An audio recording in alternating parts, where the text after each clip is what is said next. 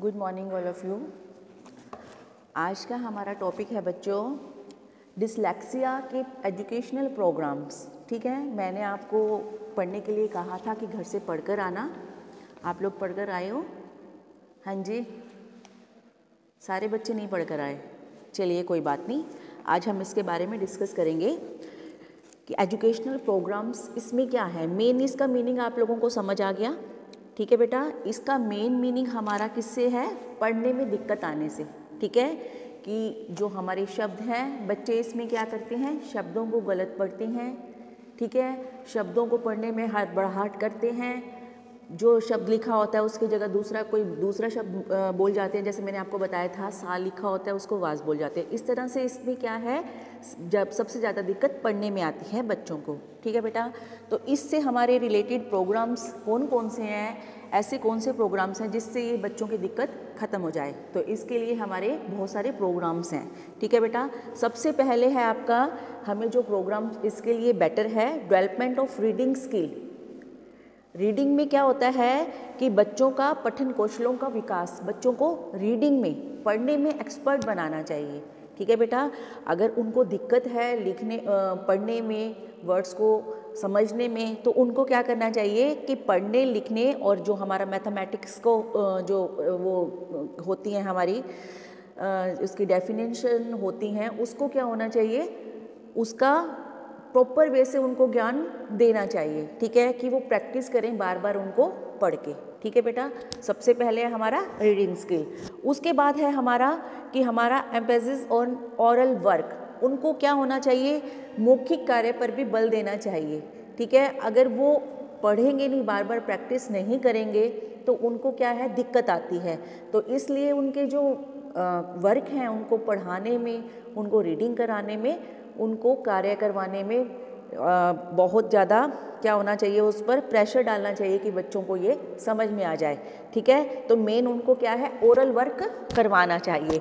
और क्या है बेटा, इसमें जो उनकी क्वेश्चनिंग होती है आपकी माइंड से रिलेटेड होती है। जैसे मैथमेटिक्स में होती है, कैलकुलेशंस होती हैं, उससे रिलेटेड जो कैलकुलेशंस हैं वो उनको पढ़वाई जानी चाहिए। ठीक है, कि उनको क्या है, उसका ज्ञान हो जाए कि बार बार अगर पढ़ने से उनको क्लियर होता है तो वो कैलकुलेशन उनको बार बार करवाई जानी चाहिए ताकि वो ठीक वर्क कर सकें।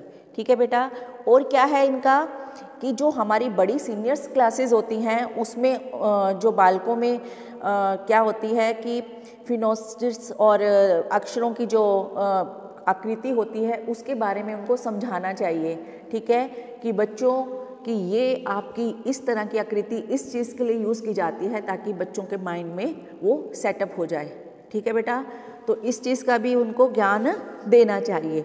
और क्या है, जो बड़े बड़े बालक हैं उनको जो हमारा मेन विषय वस्तु होता है उसको उनके लिखने पर बल दिया जाना चाहिए ताकि बच्चों को लिखने से प्रैक्टिस हो और उसके बारे में उनको ज्ञान प्राप्त हो जाए। ठीक है, ऐसे ही बहुत सारे वर्ड्स हैं। और जो गणित है उसके अंकों के आधार और आकार के बारे में उनको प्राथमिकता, मतलब उसके बारे में सिखाया जाना चाहिए कि उसके अंकों का आकार कैसा है और उसका उपयोग कैसे किया जाता है। जब तक हमें गणित के अंकों की जानकारी नहीं होगी तब तक हम कैलकुलेशन नहीं कर पाएंगे।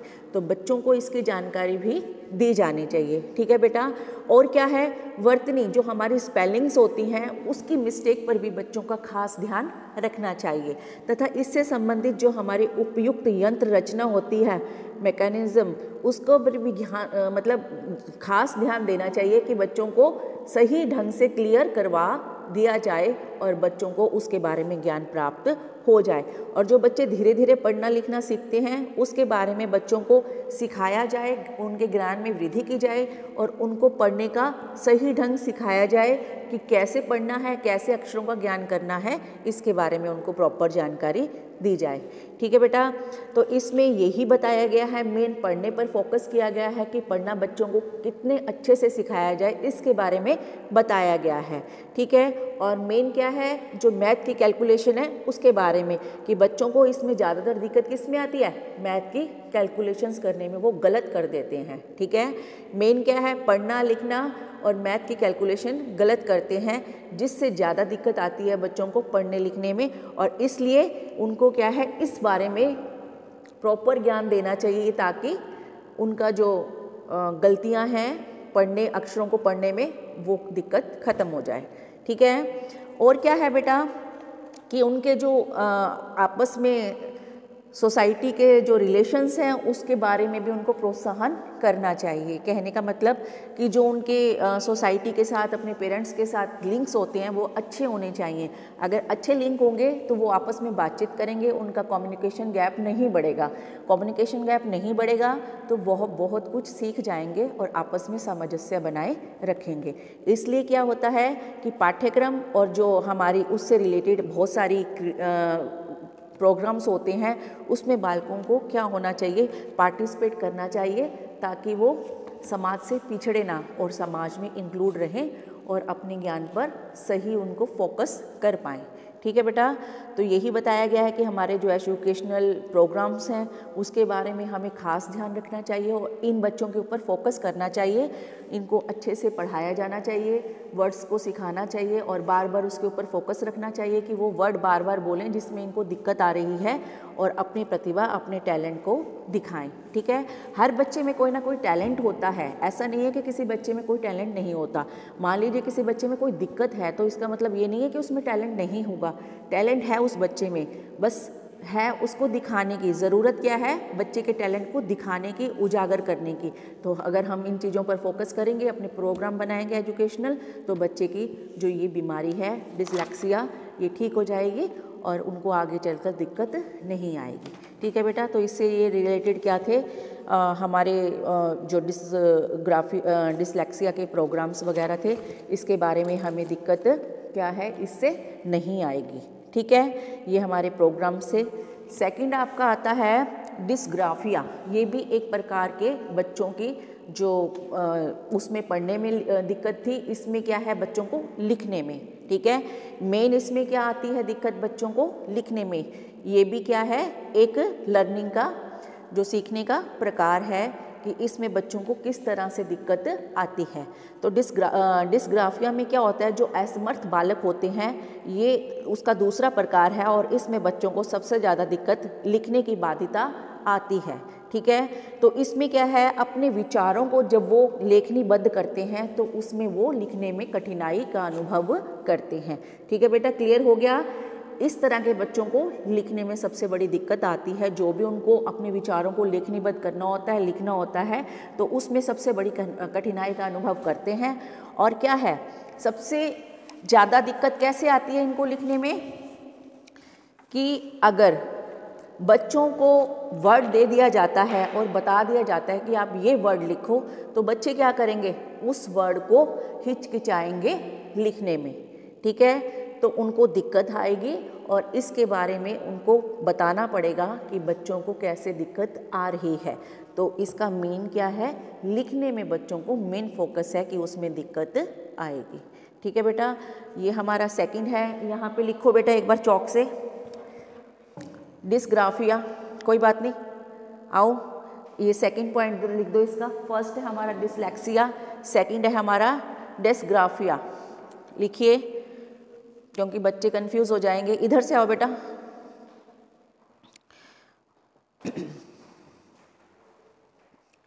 सेकंड पॉइंट लिखिए डिस्ग्राफिया, क्योंकि हम बातचीत तो उसके बारे में कर रहे हैं ना बेटा। सेकंड लिखिए डिस्ग्राफिया। अब आप लोगों को समझ आ गई मेन इसमें क्या दिक्कत है बेटा, लिखने में, लिखने संबंधी दिक्कत है डिस्ग्राफिया।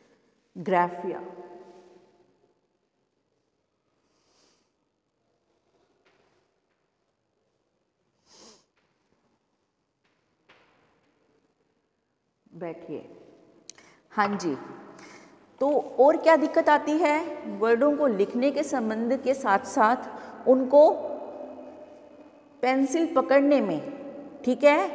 और लिखना कैसे है, उसको बाजू को कैसे रखना है सिस्टमैटिक ढंग से, और पेन को कैसे पकड़ना है, इससे भी संबंधित उनको कठिनाइयाँ आती हैं। बच्चों को ये नहीं पता होता कि हमें पेन या पेंसिल को कैसे पकड़ना है। ठीक है। और किस तरह से हमने लिखना है। तो ये इसके ऊपर मेन फोकस किया गया है। और क्या बताया गया है, डिस्ग्राफिया, इसमें क्या होता है, बच्चे क्या है गंदी हैंडराइटिंग, ठीक है, बैड हैंड राइटिंग लिखते हैं। समझ में जब किसी बच्चे ने गंदी या गलत हैंड राइटिंग या बैड हैंड राइटिंग लिखते हैं तो इसका मतलब वो क्या है, डिस्ग्राफिया से ग्रसित बालक है। ठीक है, क्योंकि जब राइटिंग अच्छी नहीं होगी तो मेन फोकस हमारा मेन राइटिंग पे ही होता है। देखिए हमारा क्या होता है, सबसे पहले सुनना, बोलना, पढ़ना और लास्ट में हमारा होता है लिखना।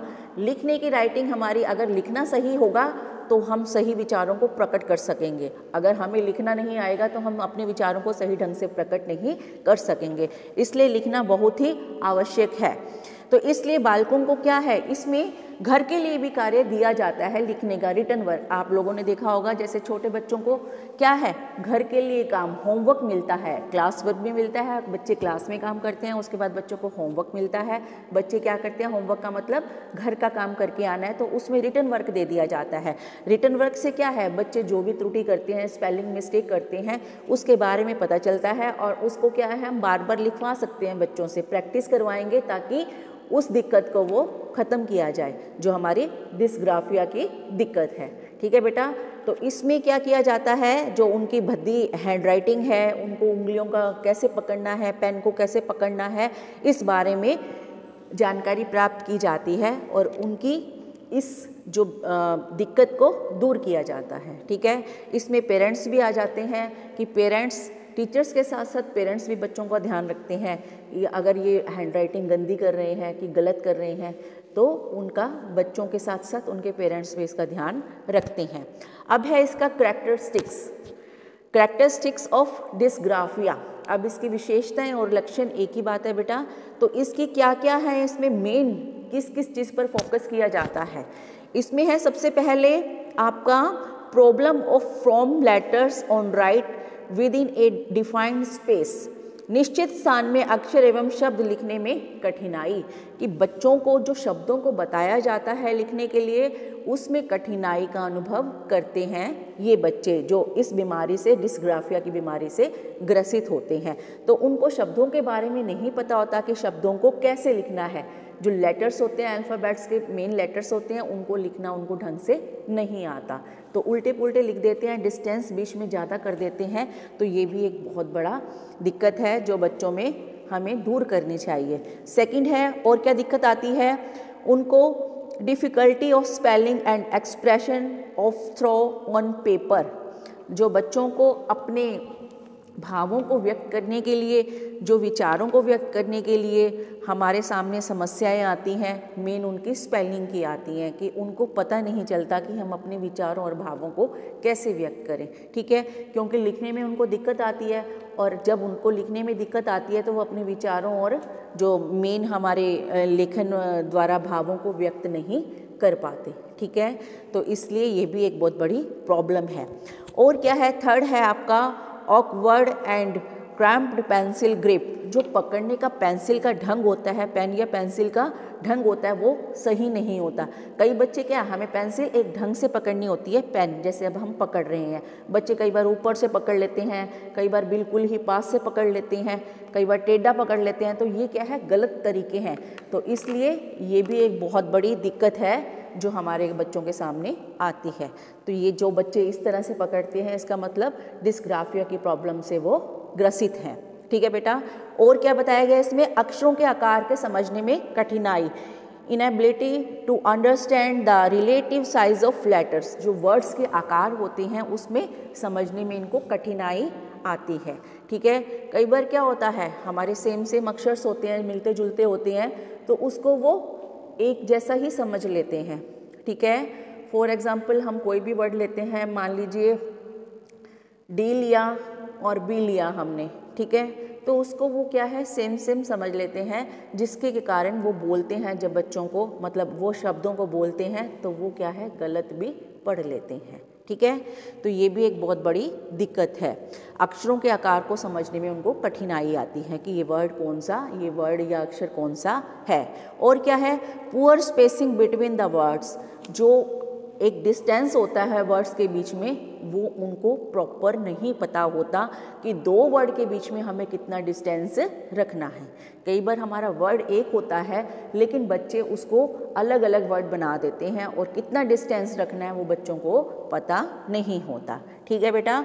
और क्या है, अक्षरों एवं शब्दों को देखने तथा समझने में विसंगति, कहने का मतलब वो वर्ड्स और जो उनके अक्षर्स होते हैं, शब्द होते हैं, उनको सही ढंग से पहचान नहीं पाते। अगर वो पहचान नहीं पाएंगे तो वो गलत पढ़ेंगे तो अपने सही ढंग से विचारों को व्यक्त नहीं कर पाएंगे। तो इसमें क्या है कि अक्षरों को गलत ढंग से पढ़ने से भी ये सबसे बड़ी दिक्कत है इसमें।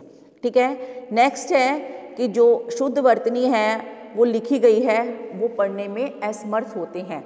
कि कई बार क्या होता है, हम पढ़ते कुछ और हैं, बच्चों को पढ़ने के लिए हम लेसन रीडिंग दे देते हैं लेकिन बच्चे लेसन रीडिंग में वो वर्ड्स सही ढंग से नहीं पढ़ पाते और उसमें मिस्टेक करते हैं।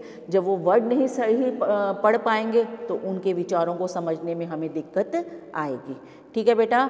और क्या है कि जो शब्द होते हैं उसको जोड़ के पढ़ने में भी दिक्कत आती है शब्दों को, कि लिखा क्या है। ठीक है। कई बार दो शब्द होते हैं, मान लीजिए हम फॉर एग्जांपल मरना जीना। ठीक है। कई बार हम अपोजिट वर्ड भी पढ़ते हैं, सिनॉप्सिस वर्ड पढ़ते हैं, तो इसमें वो क्या है, सिंटैक्स संबंधी उसमें दोष आ जाते हैं कि वो बच्चों को कैसे बोलना है। बच्चे इसका मीनिंग गलत भी बोल देते हैं, उनको नहीं पता चलता कि हमें इन वर्ड्स को, इन शब्दों को कैसे बोलना है। ठीक है बेटा। तो ये था हमारा कैरेक्टरिस्टिक्स ऑफ डिस्ग्राफिया। आज के लिए इतना ही। Okay, thank you.